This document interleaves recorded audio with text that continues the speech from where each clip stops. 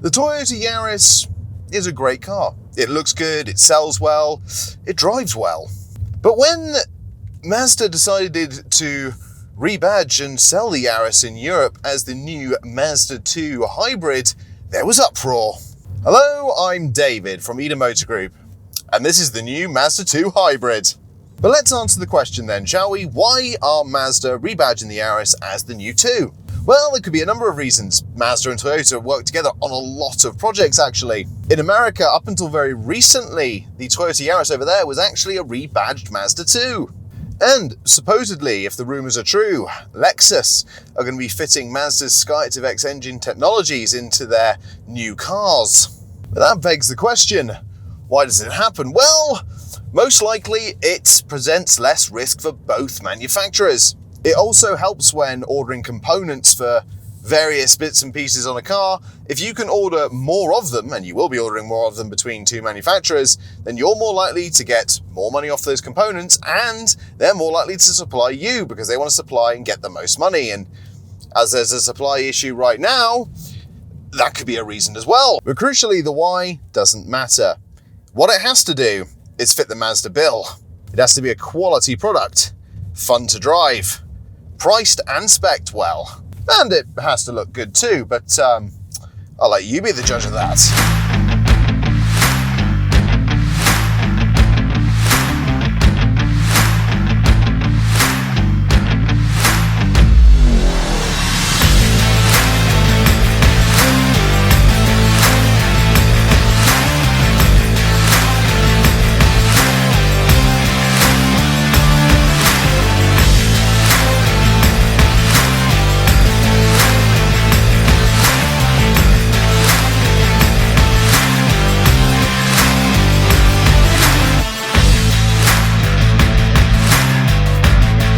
So let's start with the price of the car. Currently, at the time of filming, this car starts from £21,160. And as of the time of filming right now, if you ordered one today, the latest it would come is 6 to 8 weeks. Which is impressive because I did some digging and called some Toyota garages, and their Yaris is somewhere around December. Being the end of May, early June currently, that's a long time to wait. It's especially strange since they both come out of the French Toyota factory. That's the one that's near Valenciennes, and I almost certainly butchered that name. I've also been told by a third party that the Mazda has a higher end value, which means that leasing and PCPs should in theory be lower. I have absolutely no way of telling this, but logic would dictate that this would eventually even out over time. But if you want to be an early adopter, that's really good news. There's a very different correlation between the models, even the ones at similar prices between the Toyota and the Mazda. The Mazda will have stuff on it that the Toyota won't at that price level, and vice versa. It comes in 3 flavors if you want to buy it.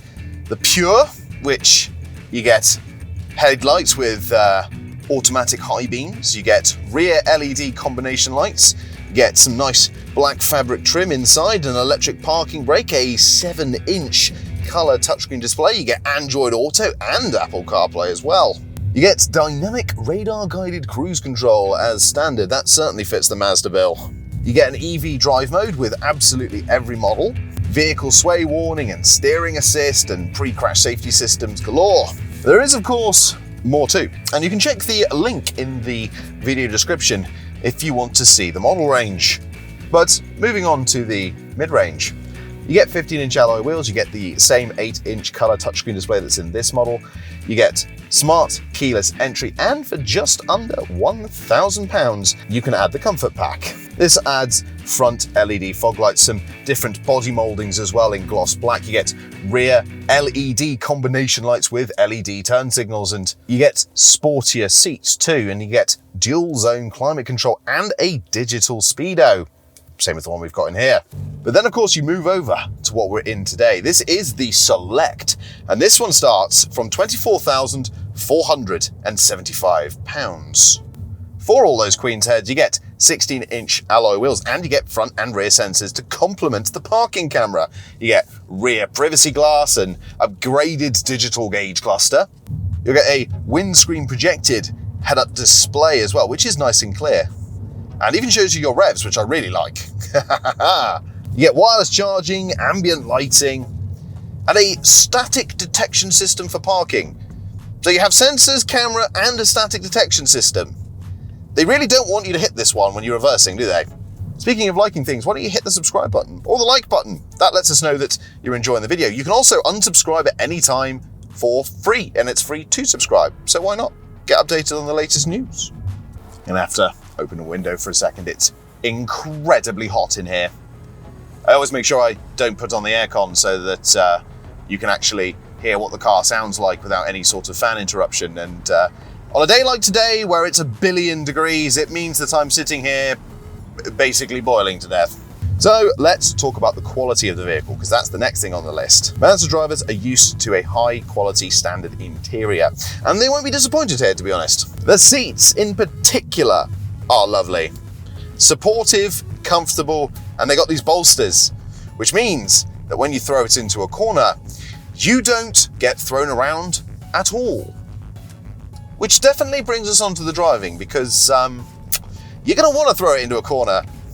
Of course, because you've got that hybrid system and all of the different modes, which we'll go through later on. When you go around the corner... And what I was going to say, before my camera got so hot that it overheated, which is why we're now in shade with the air conditioning on. Yeah, it got so hot it overheated and stopped working.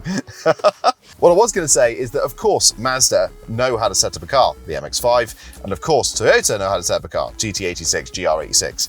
So them coming together really does mean that this car does handle well, and it works really well in tandem with that 1.5 3-cylinder engine and that hybrid system too. You also get a plethora of modes. You get normal mode. This provides an optimal balance of fuel economy and quietness. You get a power mode where extra power is needed. And this mode controls the hybrid system to provide quick, powerful acceleration. You get an eco driving mode, which helps you drive the most eco-friendly. And there's even an EV mode button. Of course, due to the small battery, you can only go somewhere around 0.6 miles, depending on battery charge, just on EV mode if it's basically fully charged. But that's perfect, because if you're stuck in the center of town, flick it onto EV mode, and where your car should be the least economical, it's going to be the most. You can expect somewhere between 55 and 74 mpg, subject to the final homologation, which I'm guessing will be literally any day now. But what I can tell you is I've been hooning this car around for a good hour, and currently we're sitting at about 62 mpg, just under 62 mpg. You also get the gauge cluster, which will tell you when you're getting regen braking from the car, etc, etc. So you got all of that information in front of you as you drive, helping you learn how to drive more economically if you've never had a hybrid before or an EV. Overall, I really actually like this car. I understand why Mazda were happy to bring it into their range as a Mazda 2 hybrid, and the fact that you can get one of these in 6 to 8 weeks currently, it's phenomenal. But why don't you come and drive it for yourself? We've got 3 Mazda dealerships. Click the link in the video description to go and look at our offers, as I said before, or of course you can call the number on screen or email us as well. And if you've got any questions or queries for me, something that I may have not mentioned in the video, leave it in the comments. I always respond to the comments whenever I can. What I'm going to do now is put my camera next to the air conditioning vent, put it on full blast, and hope that I haven't ruined the camera. If you're watching this, boss, I'm sure it's fine. I won't ask for a new camera yet. And lastly, of course, don't forget to leave a like and subscribe. And we'll see you next time. Thank you very much for watching.